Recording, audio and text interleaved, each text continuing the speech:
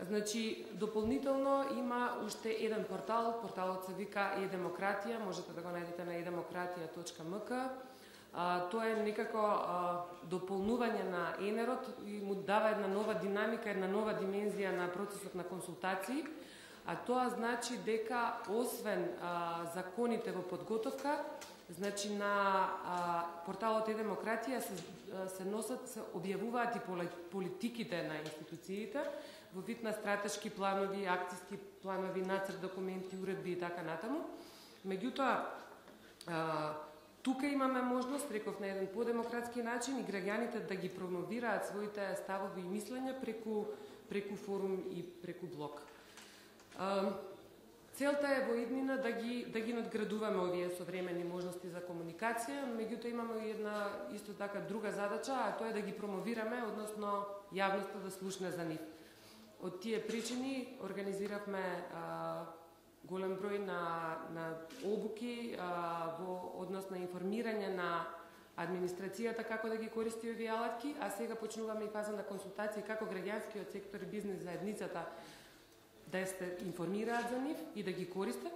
Меѓутоа, постои и уште една фаза, која што е после овие фази, од кога значи сите ќе се информираат дека постои таков начин, ќе почнат да користат, ќе почнат ќе го воспостават тој диалог со институциите, да се направи, да се обезбедат и фидбек механизми кои што ќе им објаснат, значи, на засегнатите страни дека нивниот глас е слушнат и во кој дел нивниот глас ќе биде вклучен во некоја законска регулатива. Овие процеси се доста комплексни, доста долги и за сето ова имаме поддршка од традиционално, значи од британската влада.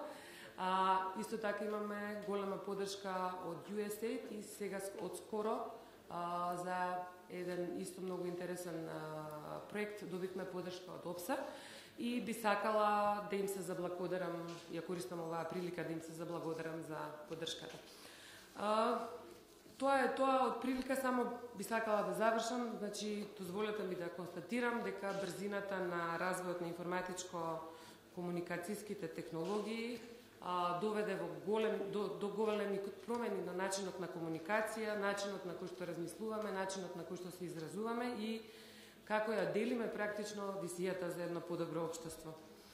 Меѓутоа, во овој процес на воведување на електронски решенија за едно подобро општество, би сакала да потенцирам дека технологијата не е решение, туку е алатка која што може да помогне и да ги олесни демократските процеси.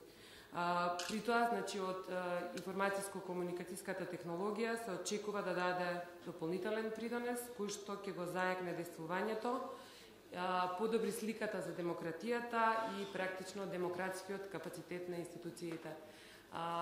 Толку за моето излагање, би сакала да ви честитам уште еднаш на конференцијата и да ви посакам пријатна работа. Благодарам.